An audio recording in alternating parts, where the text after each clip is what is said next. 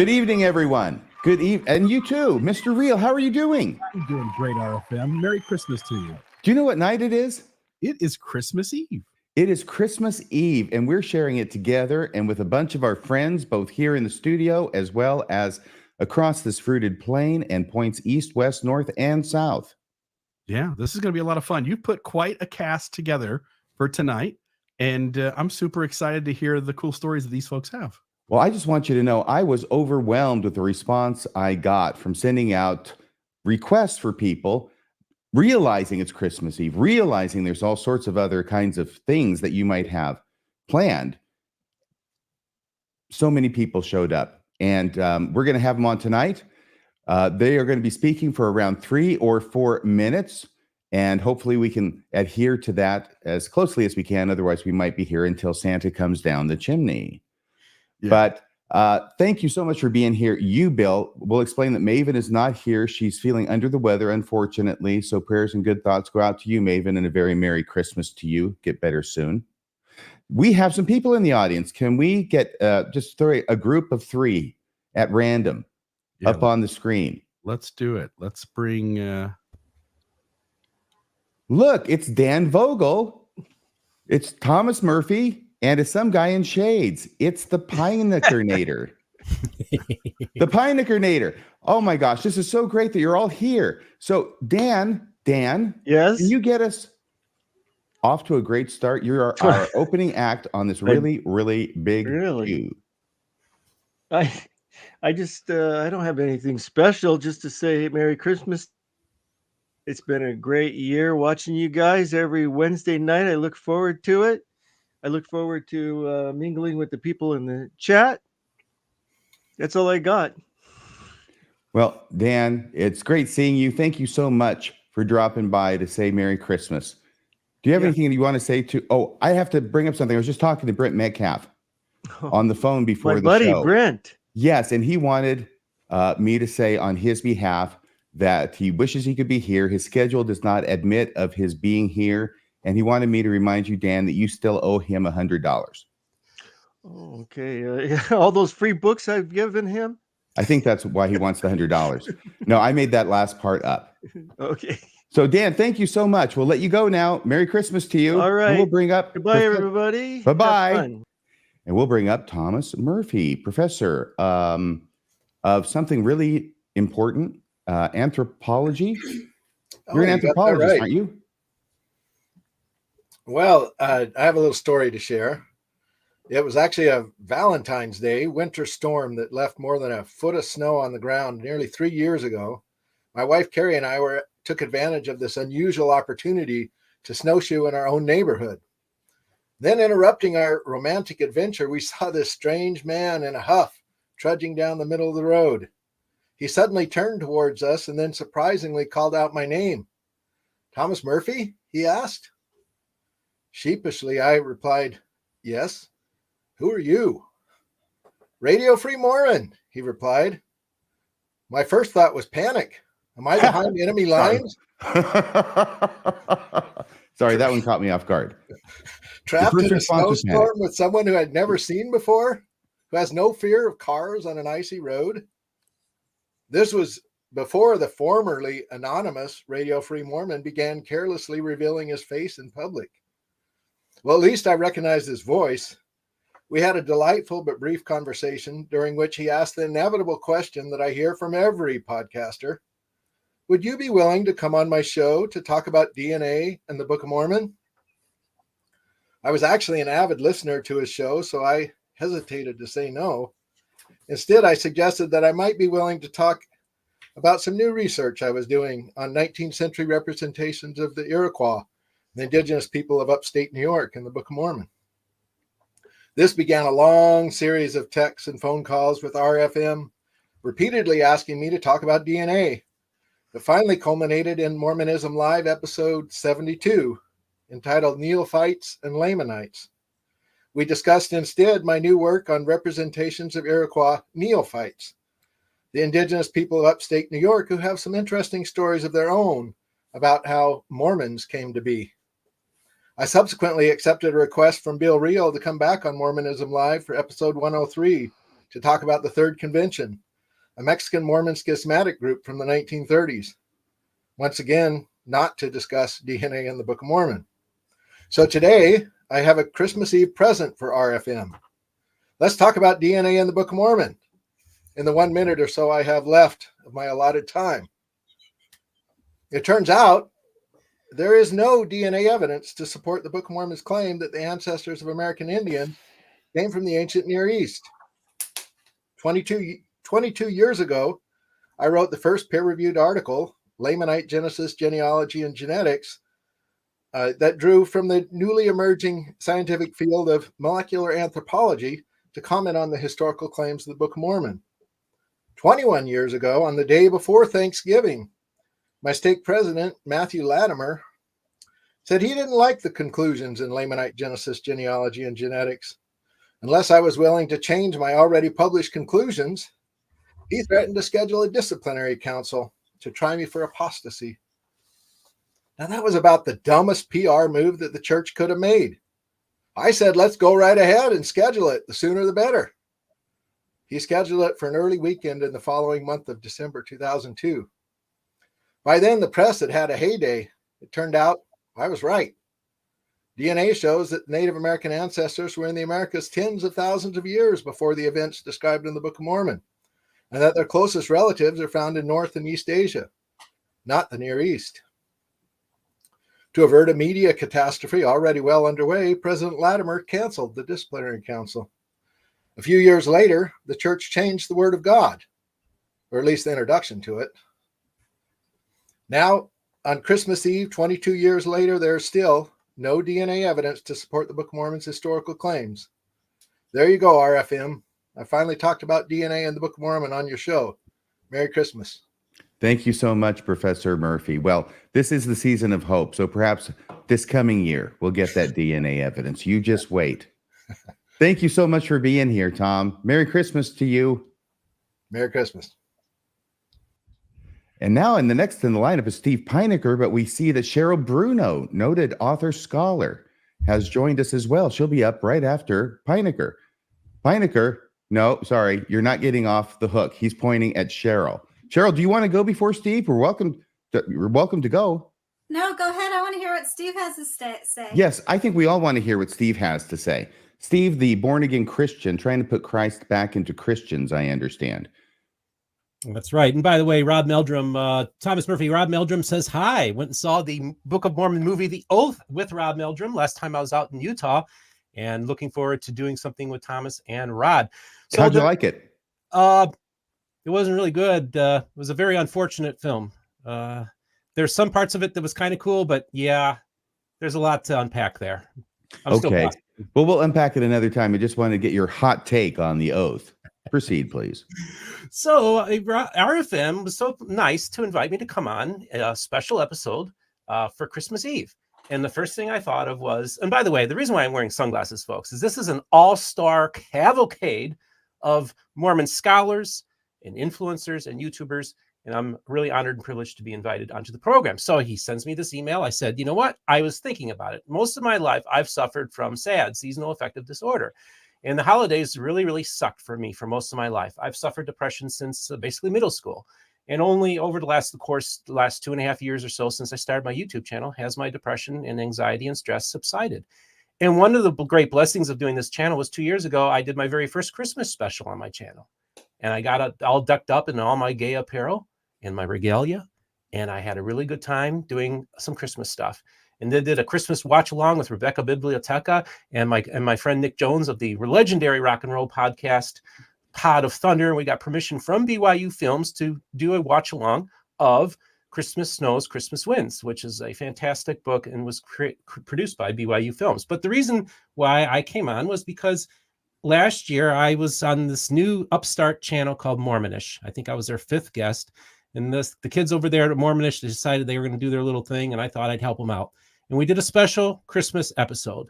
And they asked, I said, how can people who have recently transitioned out of Mormonism or faith, like I was an atheist for like 12 years, how can they cope with the holidays? Because it's a very difficult thing. And I said, the key thing that I was able to do with building my channel was building a community.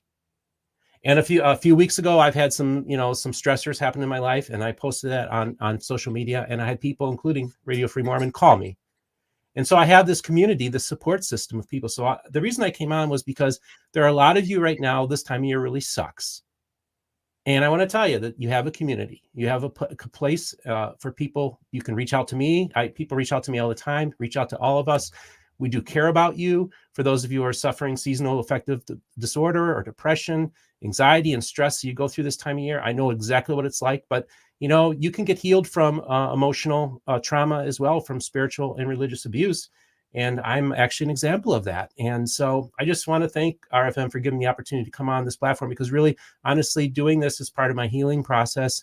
And I just want to let people know out there that there is hope, and don't feel despair. There is a community for you. And I love you very much. And I have my timer on. I just went over 3 minutes, and I want to be respectful of your time. So thank you, RFM and Bill, for putting this together. Well, you're very welcome. Thank you so much for those kind words and supportive words, Steve. I think those were really, really great. And I also thought it was really fascinating what everybody could see in the reflection in your sunglasses. So, Merry Christmas. I love all of you. Merry Christmas, Johnny D in the house, and Cheryl Bruno. I'll see you all. Bye-bye. And up to bat is Cheryl Bruno. How are you doing? So nice to see you. Hey, I am coming to you from work. As you can tell, I have my office chair here and the plain black wall and no nice books behind me. So who's your boss, Ebenezer Scrooge? I know. I have to work today and I have to work tomorrow. So I work at an assisted living community. And so it's really fun to be here during the holidays, but I have to work almost every holiday, and I no longer have family in town. So I have to admit, I did shed a little tear on my way to work this morning. It was a little sad to have to work and not have family around for the holidays. So I'm so glad that you are doing this. Again, hi to all the people that are by themselves this night and tomorrow. And I hope that we can bring you a little bit of cheer. So I wrote an original poem for you that hopefully will make you laugh. And I have, through this past year, I've encountered kind of a historical drift that you'll see that I'll talk about in my poem. And it's kind of a spoof on 'Twas the Night Before Christmas. And I just found out a couple of hours ago that 'Twas the Night Before Christmas is a really appropriate poem to have used, because there's some historical discrepancy on who wrote that poem. It was published in the newspaper anonymously in 1822, I think. And in 1844, a man named Clement Clark Moore claimed the authorship, and he published it in a book of poems. But then a little bit later, a man, the family of Henry Livingston Jr., who was deceased, claimed that he wrote the poem. So no one really knows who wrote the poem. And it's kind of a historical mystery. So you'll see how appropriate that is when I start reading my original takeoff on 'Twas the Night Before Christmas. I can't wait. 'Twas the night before Christmas in a quaint little town. A debate stirred the air as the sun settled down. In the glow of the moonlight, a topic took flight, the tale of Joseph Smith and his unions, to be polite. Some argue with fervor, a chorus they sing, that Joseph had multiple wedding rings. Polygamy, they claim, was a practice he knew, a secret, they say, he kept from public view. A droll little mouth drawn up in debate, as scholars and saints all ponder this fate. Mamma in her kerchief, and I in my cap, mused on the issue and all the claptrap. When out on the lawn there arose such a clatter, in defense of the prophet and the polygamy matter. Monogamists say that Joseph was pure, and deny that he even had one paramour. These faithful stand firm with unwavering zeal. Their Joseph could never have started this deal. But what to our wondering eyes should appear but a host of false friends, his good name to besmear? Now, Brigham, William Clayton, now Willard John T. It was Heber C. Kimball, Orson and Parley P. From England to Maine, all the way to Nauvoo. They made up their stories and convinced women, too. This historical record is actually fuzzy, leaving scholars and faithful alike a bit muzzy. Some point to documents, diaries, and more, while others say context is what we ignore. Now, I heard that in minutes right after my story, that Denver Snuffer will come in his glory. He'll lay his finger aside of his nose and tell us how Joseph was clean as a rose. I'll shake when I laugh like a bowl full of jelly, but Denver and others are sincere as tortelli. The night will go long. This debate will rage on, a theological clash where firm lines are drawn.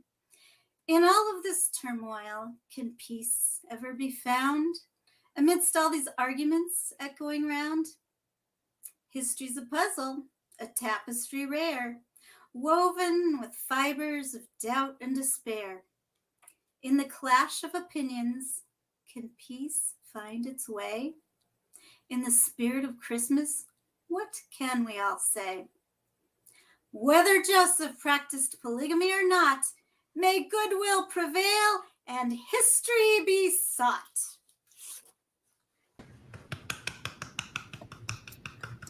Wonderful. Wow. And I get a feeling that was the premiere of that poem here on the show. Denver Snuffer will be joining us later, I think, and maybe he's watching now. I hope So his coming in glory should be imminent. Thank you so much, Cheryl. It was fun to be on. This is great. Oh, thank you for joining us. Merry Christmas to you. Merry Christmas, everyone. Thank you, Cheryl. Bye-bye. And now, next in line, first off, Sean McCraney has joined us. And in the other corner, hey, Sean, in the other corner, we've got John DeLynn, who apparently is taking a break from filming the sequel to Boys in the Hood. How are you doing there, Dr. DeLynn, excuse me? Hi, guys. That was fun to hear Cheryl. I haven't talked to Cheryl since she was known as Borden Vernal on the blogs. Can you guys hear me okay? Yes. Okay. My advice to you, John, don't talk to the cops and do not do the field sobriety tests. Okay. All right. I stepped out of a family thing, so I'm in the car. Sean McCraney, it's good to see you, brother. What's up, John DeLynn? Hello, RFM and company. Great to see you all. Oh, I hear you might be bringing too. back Heart of the Matter. I'm excited, Sean. Yeah, coming back in May of next year.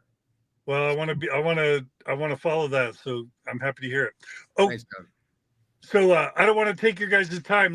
Can I just go really quick? You're supposed to take our time. That's what you're here for, actually. Oh, okay. Well, I just wanted today, what I'm going to share is just a little bit of gratitude. There's 3 things that I'm particularly grateful for, and it's all involving Bill and RFM, and I'll say Maven and Rebecca and all the people who are involved in tonight and elsewhere. I'm grateful to Bill and RFM for being my friends. They've been really good friends over the years, and that's meant a lot to me personally. So I just wanted to express my gratitude for that. Sean, you've also been a good friend. I'll say that since you're also on the panel. I'm also grateful that y'all are fellow podcasters. You do such excellent work that I could never do effectively. And I'm so happy that the community has Radio Free Mormon and Bill Reel and all the podcasts that are a part of your network. And I mean that very sincerely. I know it means a lot to a lot of people. When people tell me they don't listen to Mormon stories, but they love Mormonism Live or Radio Free Mormon, it actually makes me really happy, because what I want is, when I go away, a really vibrant community, and you guys help me know that that's going to happen. So, and then I'm really grateful for the community you guys develop, because you guys are able to develop community just like this show, or like the way the Mormonism Live community comes back every week. It's a really powerful network community where people matter to each other. And, I think experts have proven that the act of ingredient of religion is community. And so if and when people lose their religion, they still need community. And I've tried to build community and have had a hard time doing it, but it's really fun to see what y'all have done and are doing today. So those are the three grateful things I'm for, and that's all I got. Well, wonderful. Thank you so much for joining us tonight, John DeLynn. I'll tell you that was great, especially the part about me. And, you know, do people really come up to you and tell you that they don't listen to Mormon stories, but they love Mormonism Live? Just follow Reddit. It's there all the time. It's like John DeLynn's old news. It's all about Bill Reel and RFM. Because that's what I tell people too. Good. I don't listen to Mormon stories, but I love Mormonism Live. I'm right there with you, brother. No, I kid because I love. Thank you so much, John DeLynn. You can get back into your party now. Give everybody the best for me, please. Who's that at the bottom left? It's me, John. My eyes aren't working. Summer Rain. Oh, Summer. Hey, Summer. Hey, John. Merry Christmas. Merry Christmas. You guys are the best. Take care, okay? All right. Bye-bye. Merry Christmas to you. You can't blame him for not being able to see somebody on the screen. It looked like he was in the pitch dark there. I know. I was surprised he got his hands out of the cuffs. Just hold on 2 minutes, officer. I have a commitment. I gotta do this 3 minutes. Yeah. I gotta talk to my lawyer, get the advice. Don't talk, don't do anything. Summer, good to see you. Sean McCraney is up here. He looks like Father Christmas. My goodness. Don't you have some presents to be delivering? I'm working on it. I've gained the weight. I've got the beard. I'm working on it hard. And by the way, that beard is looking good on you, handsome. Mm-hmm. Look at that. Well, thank you very much. You're talking to me then. Thank you. Yes, I am. The others are lacking beards. Near Summer. Look, some things my mind goes there, but my mouth says, I'm not following you on this one. Yeah. So is it my turn? Yes, please, Sean. Listen, I just want to, Summer, I don't know, hope I haven't jumped in front of Summer, but I've been out of the game. I'm the old man. I've been out of the LDS game for 10 years now. And I want to thank RFM and crew for having a safety net for people at a precarious time of life. If you're in a ministry here in Utah, you know that the holiday seasons can really rip people apart for various reasons. So grateful to RFM and Bill Reel and the whole thing, all visitors, everybody who's presented. That Christmas song, The Little Drummer Boy, comes to mind. I don't have much to offer. In fact, I don't have anything funny to offer. The only thing I can offer is the insights I have gained in the last 10 years of devoted study to try to figure out what all this stuff is about. And the only thing I can do is offer a prayer to everybody in a non-denominational, non-religious way. And so that's what I want to do tonight, and just petition the power that governs whatever it is in your world. If you're Buddhist or Hindu or Catholic or Mormon or Baptist, it doesn't matter from what I can tell anymore.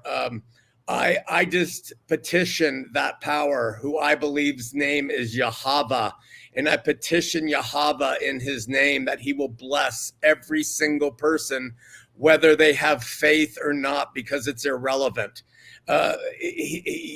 You don't earn it. He does it. And there is a power, I suggest, that loves all people, all presenters, and every single listener, and he's with you. I lift up the people who struggle with poverty and loneliness and sadness and depression, suicidal ideations, homosexuals, LGBTQIA, pedophiles, people who break the law and people who keep it, religious folk and non-religious folk, atheists and theists alike. I lift every single person up because they are all part of a world that he loves. And I submit to any listener right now that he loves you and that he is there. And I pray that his blessings will be bestowed upon every single listener somehow in some way. I can't tell you how to believe, what to believe. You decide that for yourself. But I can tell you this from what I've seen. There's no judgment. There's no hell. All of it's been overcome, and there's no fear. live your good life, follow the way you want, and I'm sure he will bless you. Finally, I want to mention Cheryl Bruno has written, like most of you, I've read a few books about Mormonism. I think her book, Method Infinite, is the best book ever written on the subject of Mormonism and its foundations and what and who built it. So RFM and crew, thank you so much. And I really appreciate you letting this old man come on your show. Thank you so much, Sean. Thank you for being here. I appreciate you so much, brother. Have a wonderful Christmas. Same to all you guys. Thank you. All right, thanks. Sorry about the noises in the background. I think John DeLynn was just driving by. That's what I thought. I thought they found with him. his entourage. They got it. I thought they found John for a second there. John just finally found fourth gear. All right, so summer rain. How do I follow up with that, Sean? That was amazing, and I just want to say I'm not sure that I think you said Yahava. Yeah. Yes, it reminded me of a line from a movie about I ate his liver with Yahava beans and a nice Chianti. Okay, that's really rude. I don't think anything could be more sacrilegious. And you heard it here on Mormonism Live on Christmas Eve. That's I'm sorry. I hope Sean just turned it off and didn't see that. I'm sorry, Sean. I know the line, RFM, but I knew the facial expression. That was Hannibal Lecter. Good job. You get everything here. God makes a good bean. Yeah, Summer. I just want to say I'm very humbled to be here with you guys tonight. Thank you so much for inviting me on. I have a story, and it's going to be a medical story. My husband had me take notes because he wanted to make sure that I got it right. That's an ER doc for you. But so my husband, when he was in residency, he worked in the city, and he would do rotations out in the urban community. And this day, a kid around 16, 17 years old comes in. He's in shock. He's not talking much, but he says he got shot. So my husband's like, wow, he's not really freaking out, but he does do a precursory look around, and he sees he has a gunshot wound right here in his tricep, but there's no exit wound. He sees a bullet hole here. He sees a little scratch right here on his shoulder, and a little blood right outside of his ear, but that's it. So he goes, he gets the ENT to check everything out. Everything looks good. He gets an x-ray done, and they see no bullet. Does an x-ray of the arm, there's no bullet, bones are intact, everything is fine. So he goes to see some other people. He comes back. The child's mother is now there, and she is freaking out. She says, I see some blood outside my son's ear. I'm sure there's a bullet in his ear.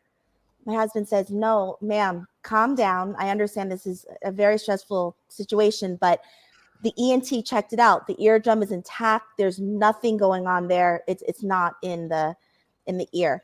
We don't know where the bullet went because we don't see an exit wound. The mother says, well, what about the scratch right here? The bullet couldn't come out of there? He says, no, that's not possible because the bones are intact. Everything is fine. I need you to calm down, ma'am. So he goes to do other things. The kid now is starting to feel a little woozy. He has a little bit of a headache. He starts to throw up. So my husband says, I wonder if he has a concussion. Let's go ahead and get a CT scan. He goes in, gets a CT scan. And do you guys have that slide, that picture? Yes, we do. This is what comes up on the CT. You see that earring there is a .45 caliber bullet. Most powerful handgun ever made. So what ended up happening was the kid was walking down the street. He heard gunshots. He put his hand up like this. The bullet went through his arm, went up through his shoulder without breaking a bone, came out through that scratch they saw on the thing, hit his ear, went through the ear canal without breaking his eardrum, and lodged at the base of his skull above his ear, and was just sitting there. So the best part of the story was that my husband had to go back in and tell the mother, you do not have a medical degree, and I'm a third-year resident. but you know more medicine than I do. And around this time of year, Christmas time, I tell my husband, people say father knows best, but remember, mothers are always right. Thank you so much, Summer. It's like a magic bullet. That's what I say. I always say that. I said after it went in his ear, it went and killed JFK because it was ridiculous. It did all these crazy things. So thank you again, guys, for having me here. I just wanted to give you a really fun, crazy, entertaining medical story, and have a wonderful Christmas, great New Year, and thank you for doing this, Bill and RFM. Thank you so much for joining us. Merry Christmas to you, Summer. Merry Christmas. Bye-bye. And now we've got some more people who've joined us in our festivities. There's John Lundwall. Do you like Jonathan Lundwall, or is it John? Whatever you got. Professor. Got it. Professor, doctor, sovereign lord, whatever. And then over there in the other corner of the ring, we have Colby and Cammie Reddish. Hi, RFM. Hi, Bill. Hi, John. Good to see you as well. Merry Christmas Eve. Oh, Merry Christmas Eve to you too. We're going to go right to Professor Lundwall now, and he's going to share some pictures and tell us what he thinks about this Yuletide Christmas season. Well, happy Christmas Eve, happy Winter's Eve. I thought I'd just share a couple photographs. I've been asked, where will you go? What will you do? I spent a lot of time in the deserts of Utah and the American Southwest, and I just returned actually from filming winter solstice sunrise from a sky house and a solar viewing shrine from the Fremont. There you go. I have 4 photographs that these I've taken. They're single shot images, almost no Photoshop involved. And so I thought I'd just share what I like to do when I have my camera out in the desert. So, okay, Professor Lundwall, yes, that tree doesn't shine like that naturally, does it?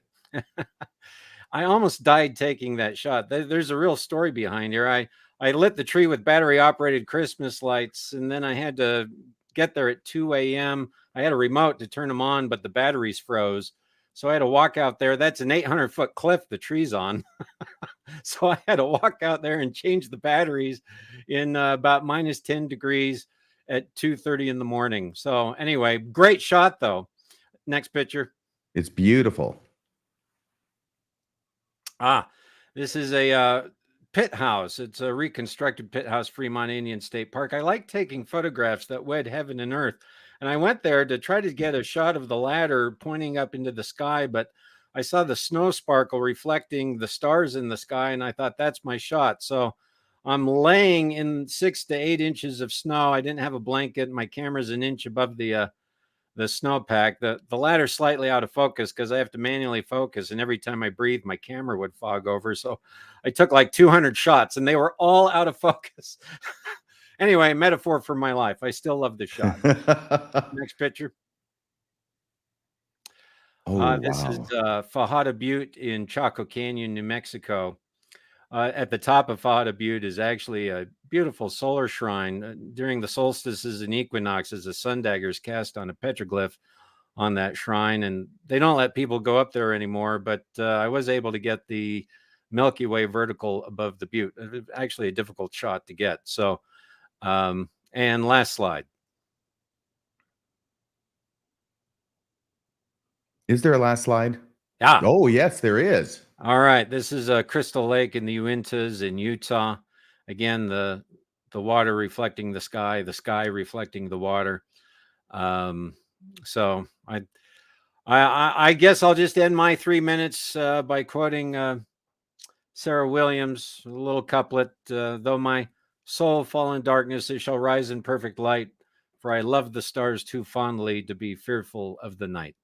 Merry Christmas, guys. Merry Christmas to the Mormon discussion community. Happy Christmas. Thank you so much, Professor Lundwall. Merry Christmas to you. Thank you for joining us. Thank you for sharing those thoughts and those wonderful photographs. And now there's Colby and Cammie. We've recognized you before. We've said hi. Please share with us your thoughts on this wonderful Christmas Eve. Perfect. Cammie is going to share first. Okay. Well, I wrote it down so that I don't start like crying because I love Christmas. Some of my best childhood memories are at Christmas time. And I think for a lot of people, that's true. But when we found that like a belief in Christ couldn't exist for us, I worried that our kids wouldn't get that same Christmas magic that I had as a kid and that a lot of people experience. But it didn't take long to realize that that magic is still there, and it's still stronger in a lot of ways, because no matter what you believe, that kindness is real, and the excitement and the anticipation is real, and the relationships and the feelings of love are real. And it turns out I like living in a way where I can focus more on the people around me. At the beginning of this big change for us, which I think anyone who's gone through what people call a faith crisis or kind of re-examined what they believe, it's hard not to feel broken or alone or scared or lied to. But the things that I believed my whole life, I felt like they were taken from me. But now that I've experienced what it's like without, I feel grateful every day for the peace that comes from letting go of those stories. And I gained the most valuable thing, which is just a sound epistemology. If you listen to Colby, you know that's what he talks about so much, because it has guided us to where we are now. And it is so valuable to know that you can move forward. And it really is a gift. And it comes with a piece that I didn't know existed, but it's out there. And so if anyone else is still in the weeds of figuring out who you are or what you want, or if you're feeling alone and broken or lost, I know that that piece is there. Peace can be kind of a silly word, and I kind of get triggered by it a little bit, but that is the closest thing that I can use to describe the feeling that you get when you know that you can move forward in a way that feels right and that feels good. Like, it feels good to know that there's a way to believe in things that is, I don't know, sound, that makes sense. So I guess happy holidays. I'll let Colby talk now. That's probably Thank you so much. Thanks a lot, Cammie. That was really, really wonderful and very meaningful. Now, Colby, I just want to know, how did you go about wrapping a sound epistemology? How did I go about wrapping that? Yes, when you gave it to Cammie as a gift. Well, I wrapped it with an R, not with a W. It was an epistemology wrap, RFM. I'll do it for you sometime. Bravo. Very good. Well, I just wanted to share my thoughts on Christmas Eve. Christmas Eve has always been a little bit of a somber holiday for me. And that's in part because my grandfather, who I'm very close to, lost his father on December 23rd when he was just 8 years old. And my great-grandfather, who passed away, he was a bishop at the time. He was a bishop in Pocatello, Idaho. And they were returning home from a last-minute trip to from the temple in Idaho Falls at the time. And they were hit, and my great-grandfather was killed by a drunk driver. And the same accident left my great-grandmother severely injured with 5 young boys. And so my grandfather has always shared this story with us every Christmas Eve that I can remember. And so in part because of this, and in part because of my love of Charles Dickens' A Christmas Carol, I have always viewed Christmas Eve as my best chance to reflect on the passage of time and the gratitude I feel for the life that I have. And it is often the time that I connect to the feelings that are hard and uncomfortable for me. Last Christmas was my first Christmas without a belief in Christianity, and it was extremely difficult for me. So the biggest message I wanted to share tonight with your audience, RFM and Bill, is that whoever you are in the world, wherever you are in your faith journey, and whoever you are, I hope that you're able to connect to the things that mean the most to you this Christmas. I hope that you do not allow whatever family or religious trauma you've been handed to take anything else from you going forward. Because this life, those wonderful brief moments that we get with those we love and those who love us, these moments do not belong exclusively to any one family or any one faith tradition or system. And I can promise for those of you that are new to doing Christmas without a belief in Christ, it does get better. In fact, I feel incredibly grateful for the changes in our lives over the last 2 years since our faith crisis started. And while it may be a little too testimony meeting adjacent for some of your audience, I wanted to express how much I love and appreciate my relationship with Cammie. There are no words to fully express how I feel about her and about our kids. Losing my belief in our eternal marriage has made every single moment with her so much more magical and so much something I appreciate so much more. So wherever your audience is today in this world, whatever they believe, whoever they love, I want to express that I hope they make that limited time matter through the choices that they make. And Merry Christmas Eve. Thank you so much, Colby. Wonderfully put. Wonderfully put. Thank you very much. Merry Christmas to you, Colby. Merry Christmas to you, Cammie. Thank Merry you for joining the Christmas. show. Thank you. And now we have on the screen Martine. Martine Derrick. Hello. How Can are hear you? me? Okay. And there's also Jim Bennett. I think I'm on too early, aren't I? No, you're fine because we have you on the screen just so you can sit there and we can all look Okay. at you while we're listening. No, well, but Martine is going to go next, and then we'll hear from Jim Bennett. Yeah, Martine, I think, is next. So, Martine, what a fabulous decor you've got going there behind you. I've got St. Nicholas, see, because I grew up with St. Nicholas, so I have a little St. Nicholas over my shoulder. Yes, and that's been pretty ever since small. you were very young, isn't it? Mm-hmm. Yeah. In fact, can you describe these people in this photograph? I can describe two of them.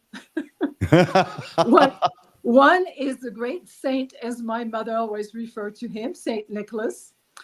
The little girl with the long hair and the white bow, who looks fairly skeptical of the whole situation, is me. I was about 4 or 5 years old. So that was taken in Belgium in a department store, and Lila Tuller a few days ago restored what was a very beat up black and white photograph and colorized it as well. So I'm grateful to Lila, who will be on sometime after me.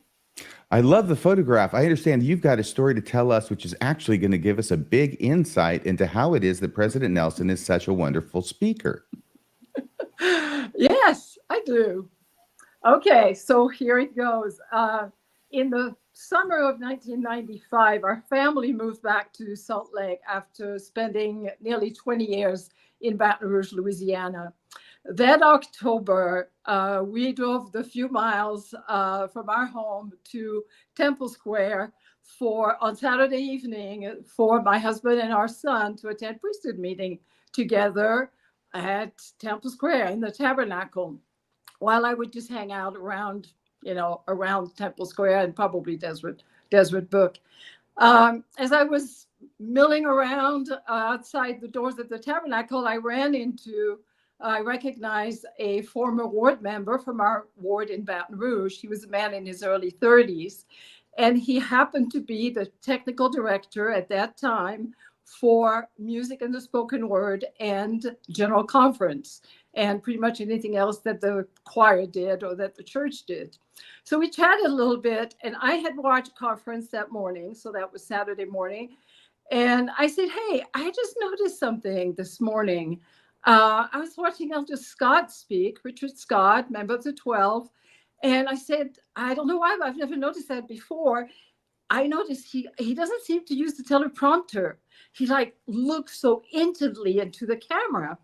And this friend said, you're right, Elder Scott doesn't use the teleprompter.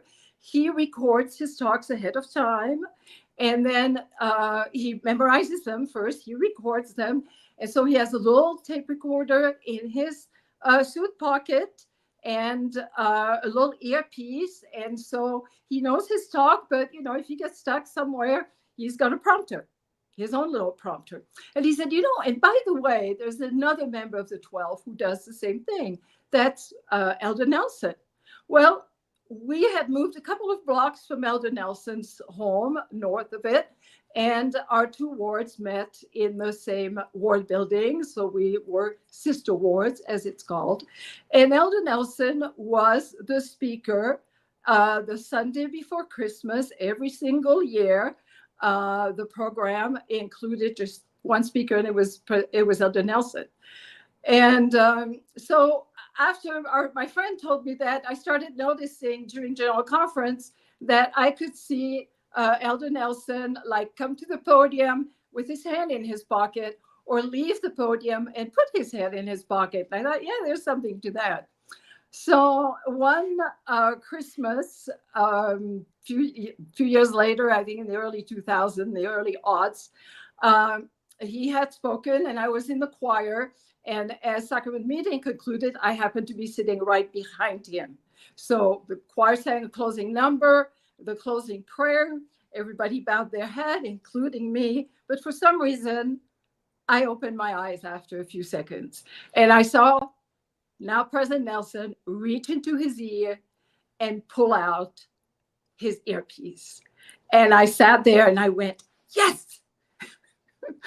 I had proof positive that even in our joint sacrament meeting with his ward, he recorded his talk ahead of time. And that was sort of it was nice to find out that he wasn't quite the man that he was seen to be. Members would say, because he would mention members from both wards, people's accomplishments in that talk. He would recap his travel year and what he and his wife had been doing, and family, all of his daughters. So I know that some of us used to say, wow, he doesn't really know our ward. He seems to be so up to date on what's going on, and he remembers people's names so well. And anyway, so now you sort of know the rest of the story. I have watched more President Nelson talks the last few days to see what I can catch. And unfortunately, I didn't get close enough to see whether he has stopped doing that, or if he has, when he did it, when maybe, he sort of gave up and started reading the teleprompter like everybody else. So, well, great not catch. The story, except it was in a Christmas sacrament meeting that I got the light bulb moment, the actual. Oh yes, he's taking it out. There it is. It's like spotting Santa. Yes. On Christmas. It was fantastic. I understand Boyd K. Packer would have done the same thing, except he didn't think it was appropriate to touch his little prompter. Good one. Just saying. Thank you, Martine. Thank you so much for joining us. Joyeux Noël à tous. And you're another one. Thank you so much. Merry Christmas to you. Merry Christmas. And now we've got Jim Bennett down below. He's next up. And on deck, we've got Natasha Helfer. How are you doing? Good. Happy to be with you all. Happy my gosh. Christmas Eve. It's so great to see you. By the way, while Jim's going to sing for us a song of his own. Too, but he will sound better than me. I wouldn't count on it necessarily. Yeah. He's got a harmonica. Is that a harmonica in front of your face? It is.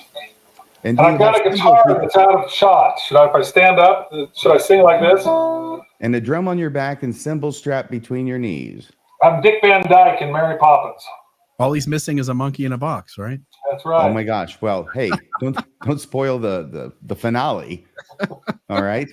So Jim, this is going to be great. And then we'll have Natasha. Let's hear it. Let's hear it. Let's hear the spiritual hymn you've come up with. Just quickly, this is a song that I wrote. It's based on a true story. And it happened in this Christmas of 2006. This is called The Miracle of the Christmas Poo. Here we go.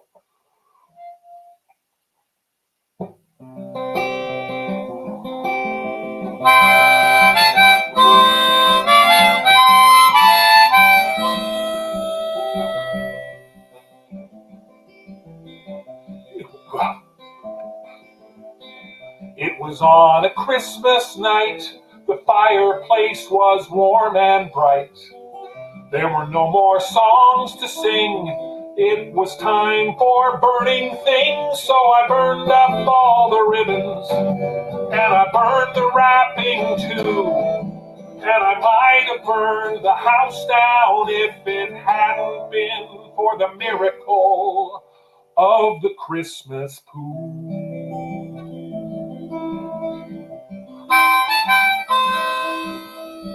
The kids had gone to bed in turn.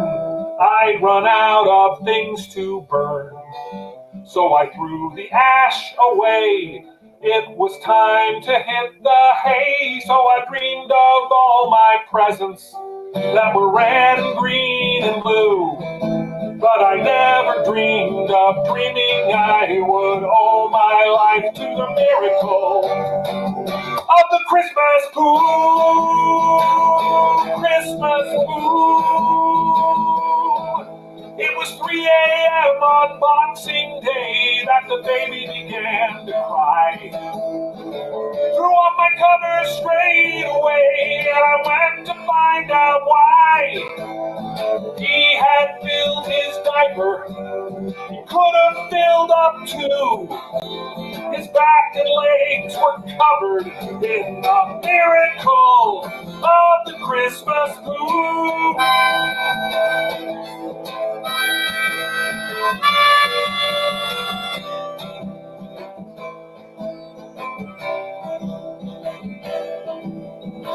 It took a while to get him clean, but I took care of everything. I took the diaper straight outside, and then my eyes flew open wide. The garbage can was burning, the house was burning too, and I'd have never known it if it hadn't been for the miracle of the Christmas moon.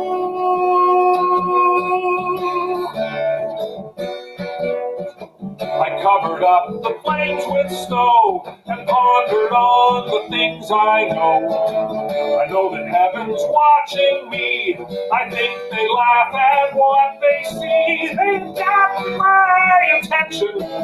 They did what they had to do. It was less than elegant, the miracle of the Christmas moon. Christmas moon. Christmas moon.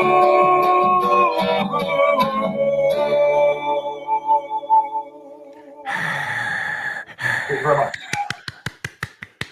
That was fantastic. Jim Bennett, amazing. Glad that I was could so be good. It was like Bob Dylan. There you go. Well, He had a song like that. I think it was called The Answer My Friend Is. I could have it up a little more if you wanted me to. Merry Christmas to everybody. Thank you so much, Jim. Here. Jim, who until very recently was actually a member of the Temple Choir at Tabernacle Square. Is it the Tabernacle Choir? It's the Tabernacle Choir. I got my T's mixed up. Right. Until the last few minutes is what you're saying. It was very recently, actually. Yes, very, very, very recently. Until very recently, you were a member of that choir. That's right. It's okay. Hey, you went out on a high note, and I mean that. I'm not sure if I quite made the high note, but you did. You did. They heard it down the street. I can hear the dogs howling from here. But no, the Bob Dylan song that you obviously ripped this off from was The Answer, My Friend, Is Blowing in the Poo. Yes. Yes, indeed. Okay. Well, I think I beat that horse. Thank you, Have Jim. you ever heard Bob Dylan's Christmas album, by the way? He has one. And it's called Christmas in the Heart, and it is unlistenable. So take a listen. It's a lot of fun. I'll leave that with you. I'll do that. And if you say something's unlistenable, that means something after your performance tonight. That's all I can say. Thank you so much, Jim. Merry Christmas to you. I'll do it to the camera there. Merry Christmas. And now we've got more fun than post-Mormon should have. So we've got Natasha. We've got Rebecca, who's looking festive. And then we have a member of my stake presidency, Ben McKay. All the stars are coming out tonight. The one star shines brighter than them all. And that is Natasha Helfer. How are you doing? We're doing well. Thank you. I also have a song for y'all, but not quite. Well, I don't know if not quite as funny. Mine's funny. Oh, do we need to get the kids out of the room? Oh, yeah. Get the kids out of the room. Yeah, get the kids out of the room. Natasha's coming to town. It's going to get a little blue outside, if you know what I mean. And I've got my kiddo Rowan, who's going to back me up with guitar. So hey, I'm here to just to remind us all that our sexuality is a gift. And it's a gift that keeps on giving in whatever ways you prefer. And I think as we're going through faith transitions and religious, trauma and all the wonderful things, it's nice to reclaim our sexuality, have fun with it, have humor. So this is my 12 I'll only do one verse or else I'll go mad. Is it strange? Is this? I think you need to psychoanalyze me when I tell you that I'm feeling embarrassed for and in behalf of my state presidency member friend. No need. Oh, All right. Okay. Then we'll just give the stage over to Michelle. All right. I'm Are you Michelle, ready Natasha, for my excuse song me. then? Okay. Hopefully this won't traumatize too many people. All right. Ready? Yes. Okay. On the first 12. Oh, sorry. Yeah. Sorry. Go ahead. We don't want to start on the first. Okay. Go ahead. Sorry. Take 2. On the 12th day of Christmas, my true love gave to me 12 nipple teasers, 11 anal plugs, 10 lubes and lotions, 9 textured dildos, 8 striptease coupons, 7 magic wands, 6 erotic stories, 5 silicone cock rings, 4 ties and cuffs, 3 finger vibes, 2 position pillows, and a penis pump to help us with ED. Yay! Wow. I don't know what to say. That Merry was fantastic. Christmas and have a wonderful New Year. I can tell you're going to have a wonderful new year. It sounds like you got enough to last you for the whole year, too. I do save for the therapy of my poor children who have to go along with these things. Wait a second. Is that someone that you know behind you playing the guitar? Yeah, this is Rowan. This is my kiddo, my oldest. Hello. Hello. Merry Christmas to you, too. What wonderful guitar playing. Yeah, thank you. I'm sure you're very proud. Yeah, happy holidays. Merry Christmas, Bill. Merry Christmas, RFM. Merry Christmas, everyone. Natasha, thank you so much for coming on the show. Merry Christmas to you. All right, have a great night, everybody. Bye-bye. And now we're going to go to Rebecca Biblioteca. And just so you know, hey, Randy, you're on the show. Randy, do you know you're on the screen? Oh. Okay, just don't do anything embarrassing or compromising. Okay. After that, there's nothing I can do. It is. The bar has been raised substantially here. All right. So, Rebecca, you get to follow that act. What are you going to do? I was going to say, how the hell am I supposed to follow that? I mean, come on. No, that was amazing. I want the lyrics to that, Natasha, please, please. All right, I'm going to tell a Christmas story, and this is the best Christmas of my life, and it happened when I was 3 years old in 1968.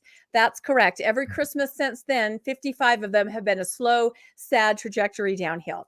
But this Christmas, 1968, when I was 3 years old, there was a Santa Claus that was supposed to parachute into the mall. The mall was called Uptown. It was kind of like a little town center near my home. And my parents had told me that they would take me to the mall to see Santa Claus parachute in. It was going to be the big kickoff of the Christmas season right after Thanksgiving. So I woke up that morning, and of course, I was sick. I had a cold. I had a temperature. I could not go to the mall and see Santa Claus parachute in. Instead, my dad told me, well, we'll just listen on the radio, because this is, back old timey in the 60s where they would broadcast things on the radio that were exciting. And so I was eating breakfast at the kitchen table in my pajamas, and my dad's tuning the radio, and we hear the broadcast from the mall. And they're talking about, hold on, everybody, Santa's on his way, get ready. And then they start getting reports. All right, hold up, everybody. Santa seems to have blown off course a little bit. We're getting the news now. He's blown off course north of us. So of course I was 3. I didn't know where we were located, but my dad knew that we were exactly north of the mall. So he runs out into the front yard. He says, Rebecca, come here. We go outside. This is a true story.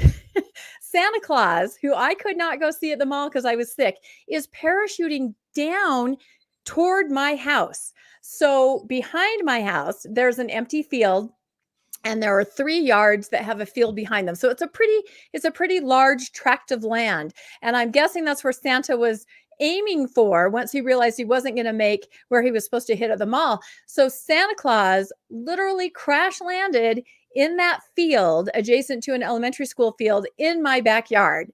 So we threw our coats on. We had to kind of drive around the block to get over to the back of the field. We drove over. We saw Santa Claus being picked up off the ground. They wrapped him in some kind of a towel or a blanket. I mean, this is a very vivid memory.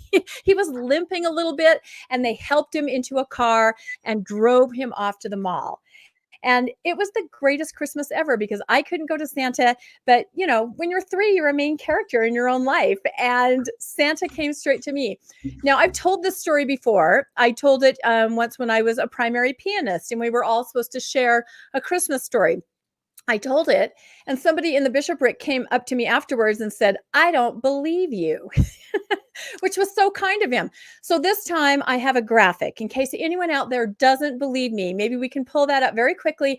I went to the newspaper archive. There it is. Santa undaunted arrives in a city. It says, there's the car that I saw him being dumped into with his broken ankle as they drove him off to the mall to delight all the children. So best Christmas ever. That is a fantastic, fantastic story, Rebecca. Amazing. Yeah, it was really fun. Yeah. So I guess my wish is Christmas miracles for everybody this season and going forward into the new year. Oh, thank you so much. That's great. But by the way, the picture lower left, the one that's in color, yes, that's not in the newspaper. No, that's me playing with AR. I said, make a Santa Claus that looks kind of like RFM if he let his beard grow a little bit more and parachuted into a mall. So that's me. Then that's as close to a parachute as I'll ever get. You know. Thank you again so much for sharing that with us. Thanks for joining us tonight, Rebecca. Merry Christmas to you. Merry Christmas. And now we've got a bona fide Mormon and a great guy, personal friend of mine, Ben McKay, second counselor in the stake presidency. How are you doing? Doing well. How are you guys doing? Sounds like you're doing great.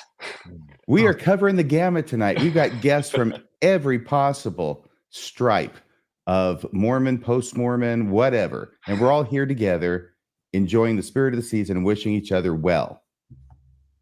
Yes. Well, that's the thought I wanted to bring with a little anecdote. I warned you that I'm not really funny or entertaining, but you're both funny and entertaining. Well, that's kind of you to say. One thing that I remember from Christmas growing up, my maternal grandfather died a staunch atheist and viewed Christmas as sort of a cultural or traditional holiday. And so my mom told me the story of when on Christmas Eve, what they would do, they would decorate the Christmas tree on Christmas Eve, because he would go to the Christmas tree farms or stores or lots, right, where they sold Christmas trees, after they had all closed for the night, and thought, well, I'm just going to get a Christmas tree from the lot without having to pay for it, thinking that he was just, recycling the tree, so to speak. And so when my mom got married, that's how she thought Christmas trees were obtained. And so my dad, who was raised in a pretty traditional LDS family, was sent on an errand by my mother to go get a Christmas tree. They couldn't afford one. And so she said, oh, no, my dad just went to the Christmas tree yard as soon as they closed and grabbed a tree. And so you can imagine my dad, who thinking to himself, I'm stealing a tree here, went around and he came home apparently with this pathetic, decrepit old tree that he wouldn't even go into the yard to get. It's outside the fence, something to that effect. And my mom ended up sewing these holly leaves on the tree to try and make it look like a Christmas tree for their first Christmas as husband and wife. And so she learned that not all things are as they seem. My grandfather probably didn't think he was stealing, and he wasn't in his mind, but my dad couldn't fathom the fact of just pulling a tree off the yard. And that story helped me sort of understand what I think is a good message, like you mentioned, RFM, about Christmas, that the point is the spirit of Christmas is to wish each other well, regardless of where we come from, regardless of the cultural traditions we have, or where we're at on the faith journey. And that's my thought that I wanted to leave with you guys is just, I appreciate what you guys are doing, bringing people together to celebrate the true meaning of this season, which is well-wishing, being charitable, being kind. There's nothing better than a reminder that we can be kind to everyone, regardless of who we are. Whether we disagree, agree, we should all be able to support each other across the board. So Merry Christmas, and thanks for having me on. Thank you so much, Ben, or should I say President McKay. Hey, that has kind of Ben a is ring to fine. it, doesn't it? Thank you Ben so is just much fine. for being here. Thanks for being a friend. Seriously. Yep. Merry I appreciate our Christmas, Ben. friendship, our friend. Thanks. Thank you. And so now Lila Tuller has joined us. I'm so glad she made it. I know you had to work today. Yes, I just broke the speed limit to get down the canyon to get here in time. So here I am. Well, I'm glad that you made it safely. Thank you. And in time. So I tell you what, hey, Randy, are you okay if we put Lila in front of you? She is actually in front of you on the schedule. I know you've been here since the beginning because you have no friends. I have one that they're waiting for me. Yeah, go. No, that's great. Let's hear. Are they waiting for you? Because you mentioned something about dinner reservations, right? It's okay. Let's hear from Lila. No. Let's go with Randy. Randy, you go, please, because dinner's waiting. I'm quick. Lila, great to see you. Merry Christmas, everyone. And I just want to say a couple things. First of all, I rarely disagree with John DeLynn, but I did disagree that I think we actually are building a great community, and it's been of great help to me. I'm sporting my Christmas sweater, which Mrs. Leo Fender gave to me.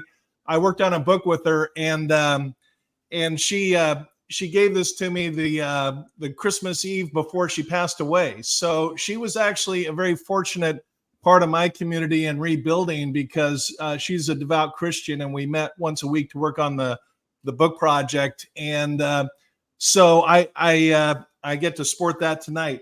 I just have some quick gifts to give, and then I'm out of here. Bill Reel, I got this for you. Next time I see you, I'm going to give it to you. It's the Rosetta Stone, and it's also a stress ball. So that next time you do a Book of Abraham episode, you can take your stress out on that. I love it. And RFM, I've been collecting magic tricks to give to you when I see you in Las Vegas. So I just want to spread Merry Christmas to everyone. And thanks for doing this. Last thing I want to say is that think about it. Your episodes literally would fill up a conference center and over 20,000 people easily. And many times, many more than that. The influence that you, and when I say you, I mean Bill Reel, I mean John DeLynn, RFM, the list goes, Jonathan Streeter, Lindsay Hansen Park, Renee, Maven, the list goes on, Steve Pinecker, collectively helps hundreds of literally millions of people, 80% of those of us who have switched gears into another worldview. And I think that the community is great. And I had a last thought, but I can't remember what it is. But Merry Christmas, everyone. Merry Christmas, Randy. Thank you, Randy. Whoa. Yeah. I seem to have been muted for a moment. Christmas won't be Christmas without RFM being muted for at least a moment. Yeah. I think that's the first line in Little Women. Go check it out if you don't believe me. Randy, thank you so much for being here. Merry Christmas. Please tell whoever it is that's been waiting on you, it's all my fault. I take full responsibility. All right. Love you guys. See ya. Bye-bye.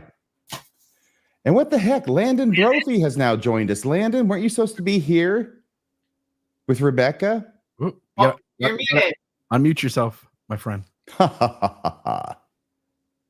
Hey, are you muted? Yeah. Are you talking to me? I'm down at the bottom there. Are you talking to me? I'm not talking to you. Okay, because I don't think I'm muted. Yeah. Landon? I'm here. There we go. I had a mic check problem, as you can see. Yeah. So weren't you supposed to be here with your, your host, your co-host, Rebecca? Yeah, but I didn't want to follow Natasha. There was no way I wanted to follow that. Well, everybody's coming after her, is following her. You mean immediately following her? Was that me that was supposed to do that? Yeah, you were scheduled to be on with Rebecca, and now it's like you're kind of just hanging out there. What would you like to share with us? All right. No, it's okay, because I want Lila to be our last guest. She's got a great song to play, and I know she's got to have some great comments to say about it. I don't have a song. Didn't you send me a TikTok of some Italian lady Okay. doing her George Michael's impression? That works. Yes. Okay. I thought you meant I was going to sing, but yeah. Okay, yeah. We'd like to hear it. I'm not. Oh, okay. Hey, Landon. Landon. Landon, your beard and mustache are looking especially ready this evening. Yeah, they're a little reddish, kind of like the young Santa Claus, and Santa Claus comes to town. That's the look I'm going for. Very good. Yes, I think you succeeded. Well, there we go. I'm Well, Mr. yeah. Heat Miser. I'm Mr. Snow. I just wanted to, I wanted to say how much I appreciate you invite me on the show, even though I got here a little late. But I just wanted to call in and for those of you who might be alone, or this might be their first Christmas alone, I wanted to especially address those people. It's been just a year. It was just after Christmas last year that my wife and I separated after 32 years of marriage. And so this year has been a little bit of a ride, and this is my first Christmas alone. And so I just wanted to, as any divorce, anyone who's been through a divorce knows, there can be some family dynamics that get injured from that. And so this year, as I was thinking about what would I say to my children, as this is my first time at this alone, I decided I'd write them a letter. I found this online. I made some changes that were specific to my situation, but I just wanted to read this letter, and I think those of you who have just recently been divorced, that you might understand this. I said, guys, I know you're probably thinking about Christmas and wondering what you should get me. So I just wanted to take a minute and let you know what I want for Christmas. I want you to keep coming around. I want you to ask me questions, ask my advice, tell me your problems, ask for my opinion, ask for my help. I want you to come over and rant about your problems, rant about life, whatever. Tell me about your job, your worries, your classes. I want you to continue sharing your life with me. Come over and laugh with me, or laugh at me. I don't care. Hearing you laugh is music to me. I want you to support me in what makes me happy while we work on making each other happy. I want you to spend your money making a better life for you and your children. I have the things I need. Spend your money on you. I want to see you happy and healthy. If you want to know what I want for Christmas, all I want for Christmas is a little piece of each of you throughout the year. Love, Dad. So for all of those who this is your first Christmas, or those who are with family and friends, and this podcast season that we've had our last year has been wonderful for me to give me purpose and direction as I've gone through this. All the great friends I've made over the last year doing this. I just want to say Merry Christmas and thank you so much. Well, thank you so much, Landon. That was fantastic. I really appreciate those comments, and I wish you the very best and a Merry Christmas. I'm glad you can join us tonight, because as long as we're around, pal, you never have to be lonely. Well, thank you. Love it. Thank you, Landon. Merry Christmas. And now guess who's joining us? Along with Lila, we have Denver Snuffer joining us. Is that Denver there? Yes, it's sir. a little bit fuzzy. It looks like someone could be doing a Denver Snuffer impersonation. But it is the real Denver Snuffer? I'm here. Oh, please be seated. I am. Can you hear me? Yep, we can hear you. Yes. All right. Oh my gosh, you're walking through the house. I'm not sure the video is supporting that. Around. I'm seeing if I can get a less fuzzy picture. I think that's better with the light, at least. Yeah, that looks great. I tell you what, so we're going to have Lila go next. And if you want to find any other place that you think's better, that's fine, or that's good too, okay? Don't go anywhere, though. I'll just wander about. All right. Lila Tuller. Yes. You're looking quite festive this evening. Thank you. This is my elf hat. That's what I do. I'm ready to go. All right. Okay, Bill. Yes. Hit You want me that to put it up on the screen? Okay. Okay, you ready? Yes, this is the just play it. Okay. Last Christmas, I gave you my heart, and you got the stay, you got the stay. Is it a song from me? And it was special last Christmas. I love her. And that's your mother, is that right, Lila? Yes, my mother. No, I don't know this woman, but I ran across her video and I just couldn't stop laughing. So I thought about it. That has over 1 million views. Yeah, I mean, she's viral. I don't think that what she thinks happened last Christmas is what actually happened. I'm afraid. But I do remember last Christmas, and quite vividly. And I would like to tell you briefly about that. My last Christmas. About a week before Christmas, my beautiful little 2-year-old granddaughter, Lucy, was admitted into Primary Children's Hospital in Salt Lake City. She had, I'm going to read this because I wrote it because I don't want to skip anything. She had been diagnosed with a kidney disease for which there is no cure, called nephrotic syndrome. A few months before, my daughter, who is Lucy's mother, had been noticing that Lucy began to fill with fluid. Her appearance had changed dramatically, and at first the doctors didn't know what it was. So my daughter frantically began doing research on her own and presented the doctor with the possibility of nephrotic syndrome, which she had found on the internet. They ran the tests, and sure enough, that's what Lucy has. She was put on a steroid immediately, but her condition worsened until, as I mentioned, she was admitted to Primary Children's. Now imagine a normal-sized 2-year-old with 15 to 20 pounds of fluid now trapped inside her. Her eyes looked like balloons. They were just like this, just bulging. She couldn't open them at all. Her body, all of her tissues were full of water.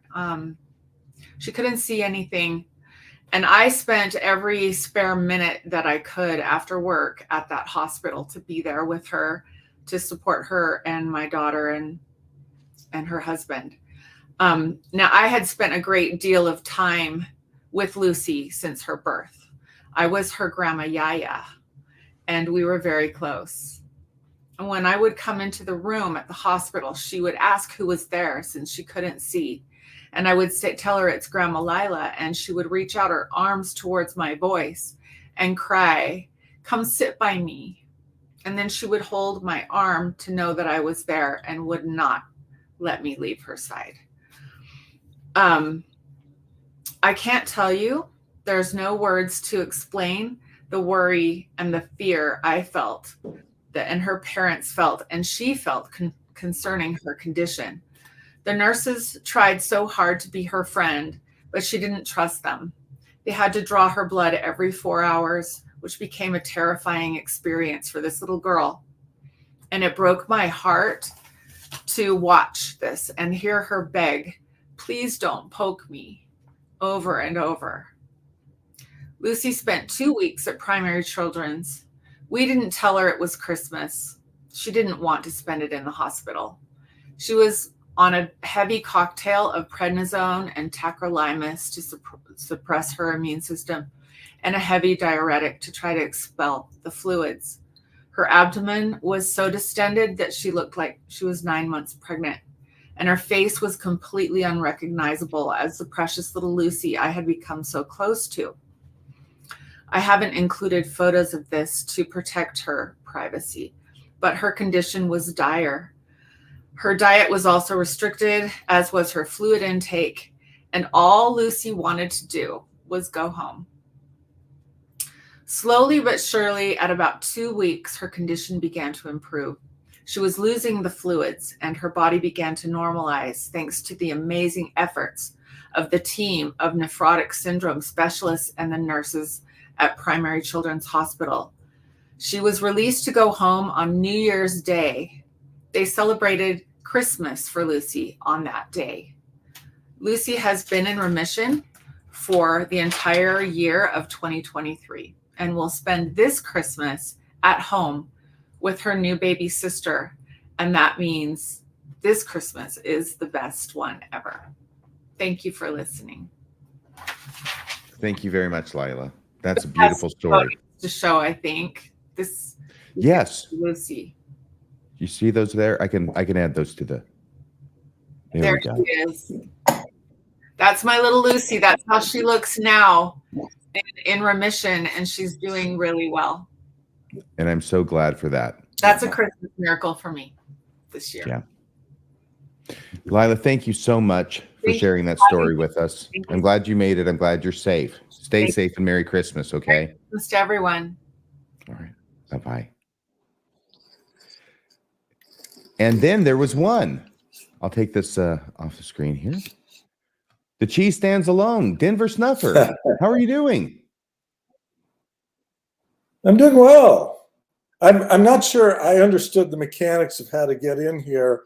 And so I think I was here available, but hadn't quite made it to you folks. So I got to hear this show. It was very nice. Oh, really? Okay, so you didn't you hear hear the me? part that Cheryl Bruno did with her poem. You didn't hear Cheryl Bruno, did you? Can Are you you there? hear me? I can hear you. Can you hear me? Yes, I'm here. Can you hear Okay. me? Yes, I can hear you. Can you hear me? Yes, I can You're hear giving me you. motion sickness, There man. you I'm are. about to hurl.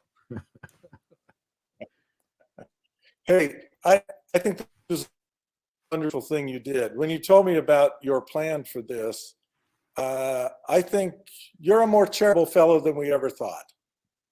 Well, don't let it get around, okay? I got a reputation to uphold. Are you hearing me? Yes, sir. I am hearing you. Are you hearing Hello? me?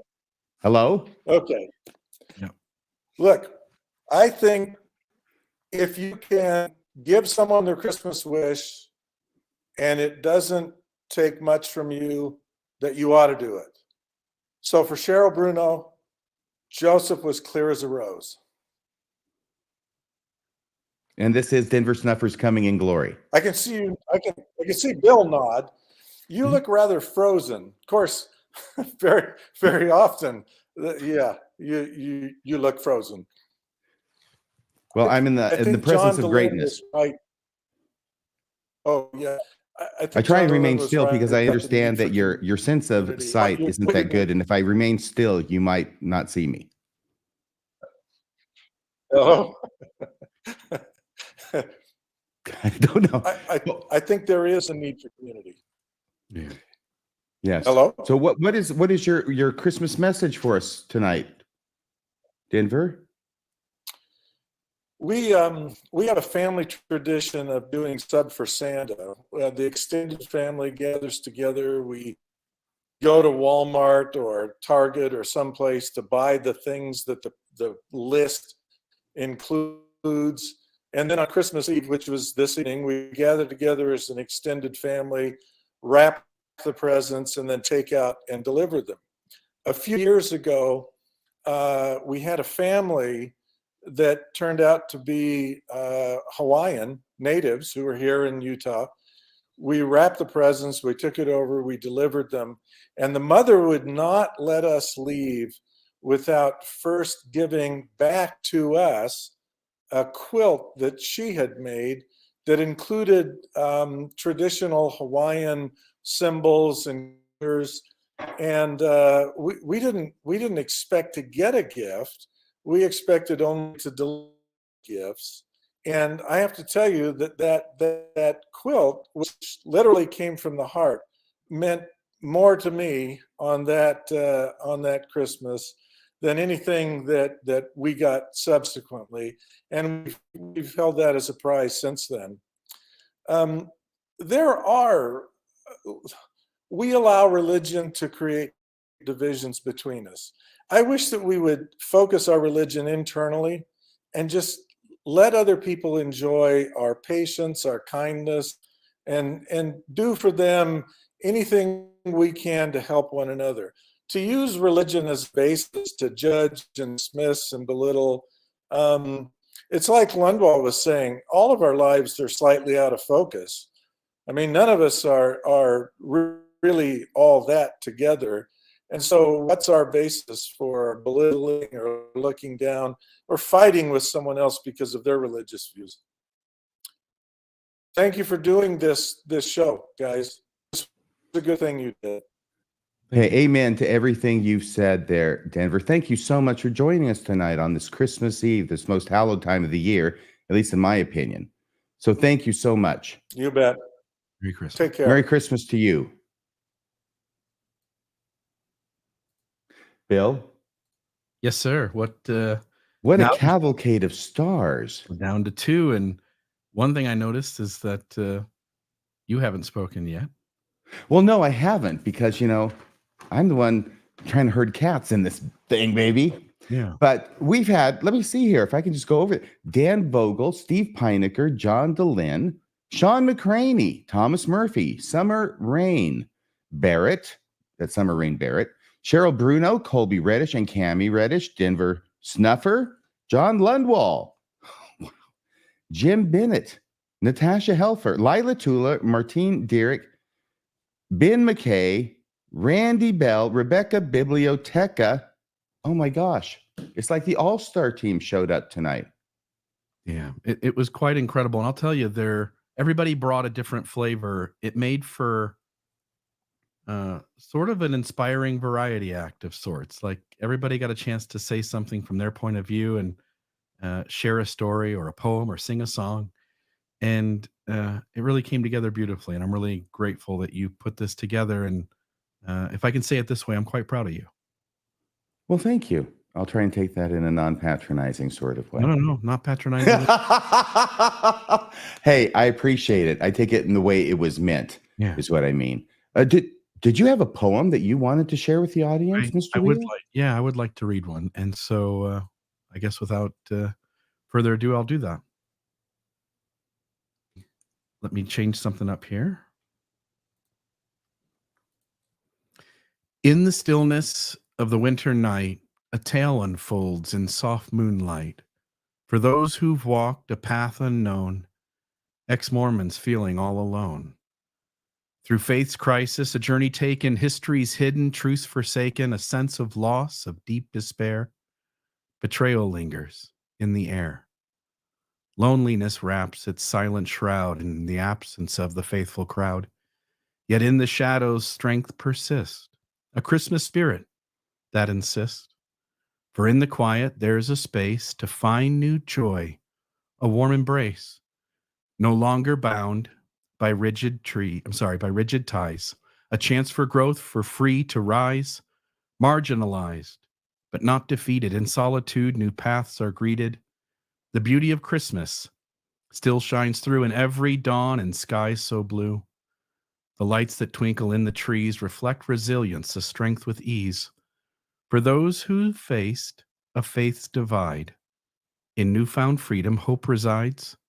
So let the carols touch your soul in melodies that make you whole. A Christmas spirit, pure and true, belong to all, including you. No matter where the journey leads, the Christmas love, it still exceeds the boundaries of faith now gone. A brighter path, a hopeful dawn. For in the quiet, hear the call of newfound joy, embracing all. Ex-Mormons, in the winter's grace, your story echoes, finds its place. It was absolutely beautiful, Bill. Thank you. Did you write that? I did not. I had a little bit of help from ChatGPT, and I'll tell you what I did. I love using this technology. I told it all the things I wanted it to accomplish. I said, I want you to write this from the perspective of somebody who's lost their faith.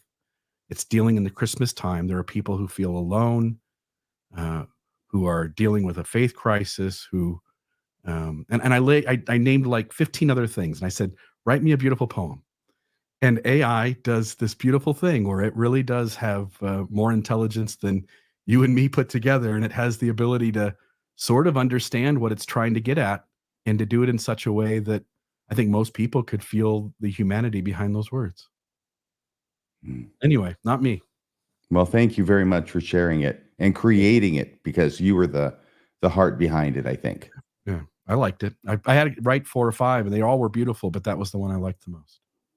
Well, I just want you to know that we're wrapping up here. Of all the people who were scheduled to show up, everybody was able to make it except for one, and that was David Bakavoy. I had texted him a little bit ago asking, are you going to be able to join us? He said he had texted me back just a few minutes ago saying, sorry, I got stuck in prison. He teaches in prison, as I think a lot of people know. I'm glad and so finished. yeah. So I texted it back. I've heard that one before. Yeah. Yeah. Sorry, I got stuck in prison. Yeah. So thank you, Dave, because I know he would have been here, and I wanted to add that so that he could be here, at least in spirit. So thank you so much. Thank you, all of you. We've been up to around 350 people watching the show. Thank you for joining us on this Christmas Eve. Thank you for letting us share part of your Christmas Eve with you. I want to wish you the very happiest of Christmases and the best New Year ever. Thanks again.